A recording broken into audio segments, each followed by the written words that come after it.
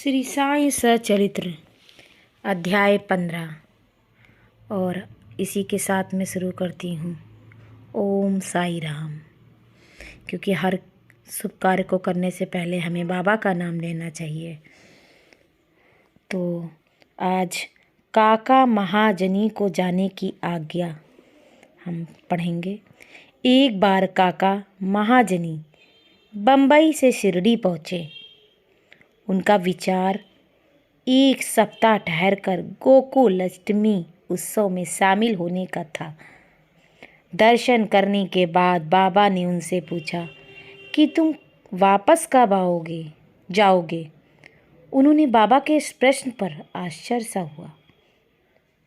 उत्तर देना तो आवश्यक ही था, इसलिए उन्होंने कहा कि बाबा आज्ञा दें।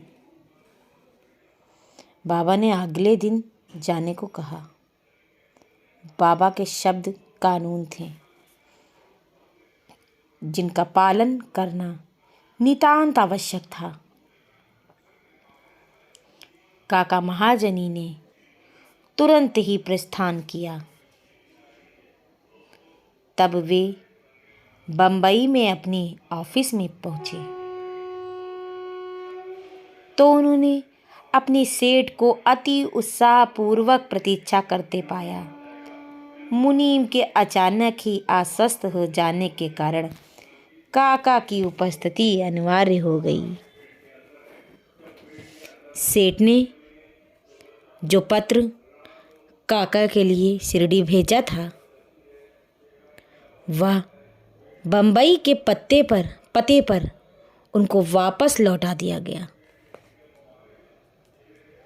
भाऊ साहब धुमाल को एक सप्ताह रोके रखा। एक बार भाऊ साहब धुमाल एक मुकदमे के सिलसिले में निफाड़ के न्यायालय जा रहे थे। मार्ग में शिरडी उतरकर उन्होंने बाबा के दर्शन किए और तत्काल ही निफाड़ प्रस्थान करने लगे। परंतु बाबा की स्वीकृति प्राप्त न हुई।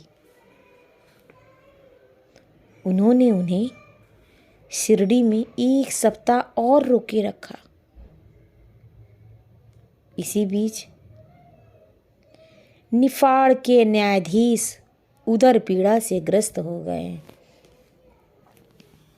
इस कारण उनका मुकदमा किसी अगले दिन के लिए टल गया। एक सप्ताह बाद भाऊ साहब को लौटने की अनुमति मिली। इस मामले की सुनवाई कई महीनों तक और 4 न्यायाधीशों के पास हुई। फलस्वरूप धुमाल ने मुकदमे में सफलता प्राप्त की और उनका मुवक्किल मामले में बरी हो गया। श्रीमती निमोड़कर की कथा। श्री नाना साहेब निमोड़कर, जो निमोड़ के निवासी और अवैतनिक न्यायाधीश थे, शिरडी में अपनी पत्नी के साथ ठहरे थे।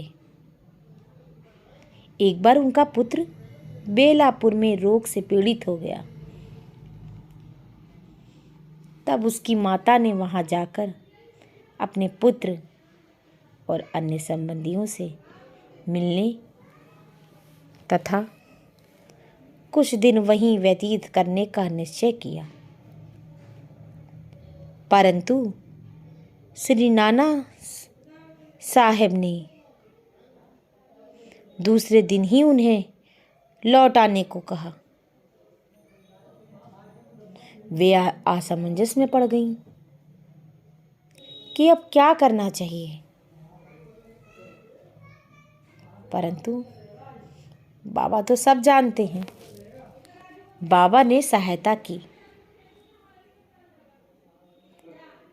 शिरडी से प्रस्थान करने के पूर्व वे बाबा के पास गईं।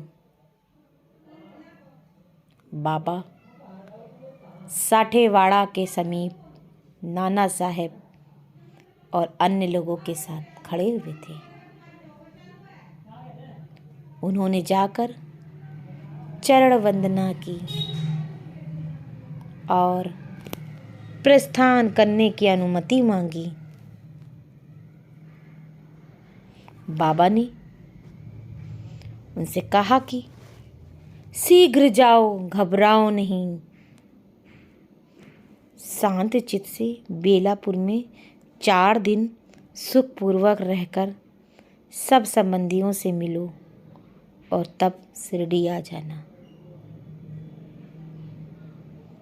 बाबा के शब्द कितने सामायिक थे। सिर निमोड़कर की आज्ञा बाबा द्वारा रद्द हो गई। नासिक के मूले शास्त्री को हुआ गुरु दर्शन। नासिक के एक कर्मनिष्ठ व अग्निहोत्र ब्राह्मण थे जिनका नाम मूले शास्त्री था। वे ज्योतिष के मर्मज्ञ थे। एक बार वे नागपुर के प्रसिद्ध करोड़पति श्री बापू साहेब बूटी से भेंट करने के बाद अन्य सज्जनों के साथ बाबा के दर्शन करने मस्जिद में गए। बाबा ने फल बेचने वाले से अनेक प्रकार के फल और अन्य पदार्थ खरीदे और मस्जिद में उपस्थित लोगों में उनको बांट दिया। बाबा आम को इतनी चतुराई से चारों ओर से दबा देते थे कि चूसते ही संपूर्ण रस मुंह में आ जाता तथा गुठली और छिलका तुरंत फेंक दिया जा सकता था। बाबा ने केले छीलकर भक्तों में बांट दिए और उनके छिलके अपने पास रखे। हस्तरेखा विशारद होने के नाते मूले शास्त्री ने बाबा के हाथ देखने की प्रार्थना की, परंतु बाबा ने उनकी प्रार्थना पर कोई ध्यान न देकर उन्हें 4 केले दिए। इसके बाद सब लोग वाड़े को लौट आए। अब मूले शास्त्री ने स्नान किया और पवित्र वस्त्र धारण कर अग्निहोत्र आदि में जुट गए। बाबा भी नित्य के भांति लेडी रवाना हो गए। जाते जाते उन्होंने कहा कि कुछ गेरू लाना, आज भगवा वस्त्र रंगेंगे। बाबा के इन शब्दों का अभिप्राय किसी को समझ में न आया। बाबा क्या कह रहे हैं? कुछ समय के बाद बाबा लौटे। अब मध्याह्न बेला की आरती की तैयारियां प्रारंभ हो गई थी। बापू साहेब जोग ने मूले से आरती में साथ करने के लिए पूछा। उन्होंने उत्तर दिया कि वे संध्या समय बाबा के दर्शनों को जाएंगे। जब लोग अकेले ही चले गए। बाबा के आसन ग्रहण करते ही भक्त लोगों ने उनकी पूजा की। अब आरती प्रारंभ हो गई। बाबा ने कहा कि उस नए ब्राह्मण से कुछ दक्षिणा लाओ। बूटी स्वयं दक्षिणा लेने गए और उन्हें बाबा का संदेश मूले शास्त्री को सुनाया। वे बुरी तरह घबरा गए। वे सोचने लगे कि एक अग्निहोत्र ब्राह्मण हूँ। फिर सोचने लगे कि बाबा का संदेह मूल्यशास्त्र, अग्निहोत्र ब्राह्मण हूँ, फिर मुझे दक्षिण देना क्या उचित है। माना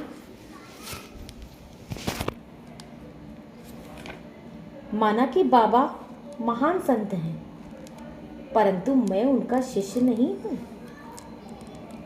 फिर भी उन्होंने सोचा कि अब जब बाबा सरीखे महान संत दक्षिणा मांग रहे हैं और बूटी सरीखे 1 करोड़पति लेने को आए हैं, तो वे अवहेलना कैसे कर सकते हैं। इसलिए वे तुरंत बूटी के साथ मस्जिद गए। वे अपने को शुद्ध और पवित्र तथा मस्जिद को अपवित्र जानकर कुछ दूर खड़े हो गए और दूर से ही हाथ जोड़कर उन्होंने बाबा के ऊपर पुष्प फेंके। एकाएक उन्होंने देखा कि बाबा के आसन पर उनके कैलाशवासी गुरु घोलप स्वामी विराजमान हैं। अपने गुरु को वहाँ देखकर उन्हें महान आश्चर्य हुआ। कुछ समय तक उनके मुंह से एक भी शब्द न निकला। उन्होंने अपने को चिकोटी ली और पुनः विचार किया, परंतु वे निर्णय ना कर सके कि मैं कैलाशवासी गुरु घोलप स्वामी मस्जिद में कैसे आ पहुँचे। फिर सब संदेह दूर करके वे आगे बढ़े और गुरु के चरणों में गिरकर हाथ जोड़कर स्तुति करने लगे। दूसरे भक्त तो बाबा की आरती गा रहे थे, परंतु मूल्य शास्त्री अपने गुरु के नाम का ही जयघोष कर रहे। फिर सब जाति पाति का अहंकार तथा पवित्रता की कल्पना त्याग कर वे गुरु के श्री चरणों पर पुनः गिरे। उन्होंने आंखें मूंद ली, परंतु खड़े होकर जब उन्होंने आंखें खोली, बाबा को दक्षिणा मांगते हुए देखा। बाबा का आनंद स्वरूप और उनकी अनिर्वचनीय शक्ति देख मूल्य शास्त्री आत्मविस्मृत हो गए तथा उनके हर्ष का पार ना रहा। उन्होंने बाबा को पुनः नमस्कार किया और दक्षिणा दी। डॉक्टर के लिए साईं बने श्री राम। एक बार एक मामलतदार अपनी एक डॉक्टर मित्र के साथ शिरडी पधारे। डॉक्टर का कहना था कि मेरी इष्ट तो भगवान श्री राम है, मैं किसी यवन को क्यों शीश झुकाऊं। अतः वे शिरडी जाने में सहमत न थे। मामलतदार ने समझाया कि तुम्हें नमन करने की कोई बाध्य न करेगा और न ही तुम्हें कोई ऐसा करने को कहेगा, अतः मेरे साथ चलो, आनंद रहेगा। वे शिरडी पहुँचे और बाबा के दर्शन को गए, परंतु डॉक्टर को ही सबसे आगे जाते देख, बाबा के प्रथम चरण वंदना करते देख सबको आश्चर्य हुआ। लोगों ने डॉक्टर से अपना निश्चय बदलने और इस भांति एक यवन को दंडवत करने का कारण पूछा, तो डॉक्टर ने बताया कि बाबा के स्थान पर उन्हें अपने प्रिय इष्ट देव श्री राम के दर्शन हो गए, इसलिए उन्होंने बाबा को नमस्कार किया।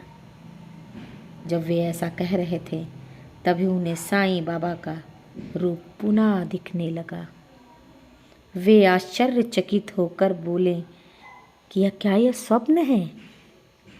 ये यवन कैसे हो सकते हैं? अरे, यह तो पूर्ण योग अवतार हैं। दूसरे दिन से उन्होंने उपवास करना प्रारंभ कर दिया। उन्होंने प्रतिज्ञा की कि जब तक बाबा स्वयं बुलाकर आशीर्वाद नहीं देंगे, तब तक मस्जिद में कदापि नहीं जाऊंगा। इस प्रकार 3 दिन व्यतीत हो गए। चौथे दिन उनका एक इष्ट मित्र खानदेश से शिरडी आया। वे दोनों मस्जिद में बाबा के दर्शन करने गए। नमस्कार के बाद बाबा ने डॉक्टर से पूछा कि आपको बुलाने का कष्ट किसने किया, आप यहाँ कैसे पधारे। यह प्रश्न सुनकर डॉक्टर द्रवित हुए और रात्रि को बाबा ने उन पर कृपा की। डॉक्टर को निद्रा में ही परम आनंद का अनुभव हुआ। वे अपने शहर लौट गए तो भी उन्हें 15 दिनों तक वैसा ही अनुभव होता रहा। इस प्रकार उनकी साईं भक्ति कई गुना तक बढ़ गई। अगर आपको मेरा बाबा का यह साईं सचरित्र अध्याय अच्छा लगा है, अगर आपको ये महसूस हुआ कि आप बाबा के साथ, बाबा के जीवन में हैं, तो इस वीडियो को दूसरों तक ज़रूर शेयर करें और लाइक करें। जो साईं भक्त बाबा के दर्शन नहीं कर सकते, शिरडी नहीं जा पाते, वो बाबा के साईं चरित्र के माध्यम से बाबा के जीवन की सभी कथाओं को सुन सकते हैं और अपने को धन्य कर सकते हैं। बाबा ये नहीं कहते हैं कि तुम मेरे पास आओगे तभी तुम्हारा भला होगा। तुम्हारा भला तो मैं हमेशा करूँगा। तो मेरे साईं भक्तों, आपको कुछ सोचने की ज़रूरत नहीं है। बस ओम साई राम बाबा का नाम कहते रहिए, सारे बनेंगे बिगड़े काम। साई राम बाबा हैं जग में हमारे, तो क्या है हमें गम।